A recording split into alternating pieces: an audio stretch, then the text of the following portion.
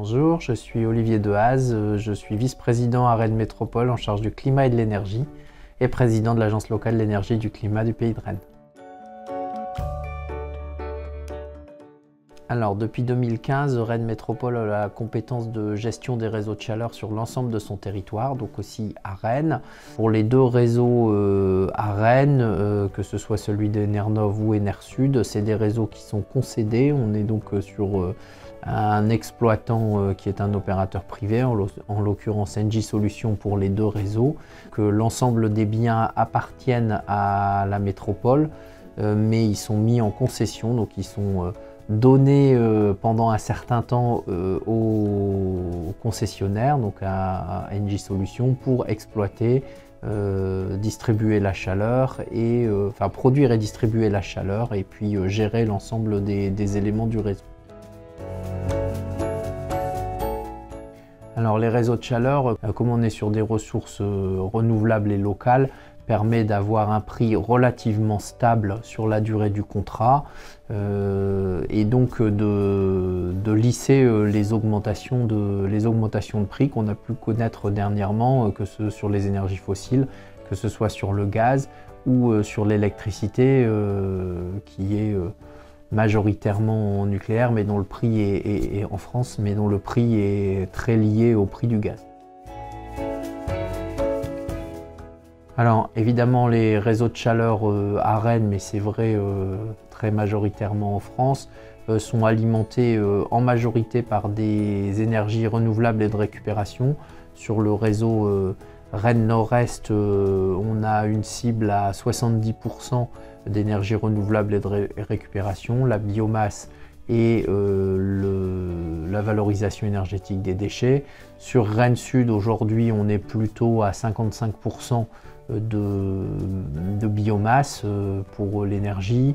Donc on est sur des énergies renouvelables, ce qui permet de limiter les émissions de CO2. Alors évidemment, mais j'en ai déjà un peu parlé, c'est d'encourager à la rénovation des bâtiments. Ça permet de réduire globalement les consommations d'énergie, donc aussi pour les bâtiments raccordés sur les réseaux de chaleur. On a aussi des opérations de sensibilisation des habitants à ce que sont les réseaux de chaleur, mieux expliquer, mieux comprendre, c'est aussi être plus attentif à ces consommations et essayer de les réduire. Donc c'est important qu'on ait ces actions-là, en particulier avec l'Agence locale de l'énergie et du climat du Pays de Rennes qui intervient auprès des habitants pour les sensibiliser sur les consommations d'énergie. Et puis le troisième exemple que je voudrais citer, c'est qu'on a mis en place une police d'abonnement prenant en compte la puissance réellement appelée dans les immeubles. Ça permet que les gestionnaires d'immeubles se posent tous la question de la façon dont est consommée l'énergie et puissent faire varier leur police d'abonnement d'une année sur l'autre en fonction de la puissance réellement appelée.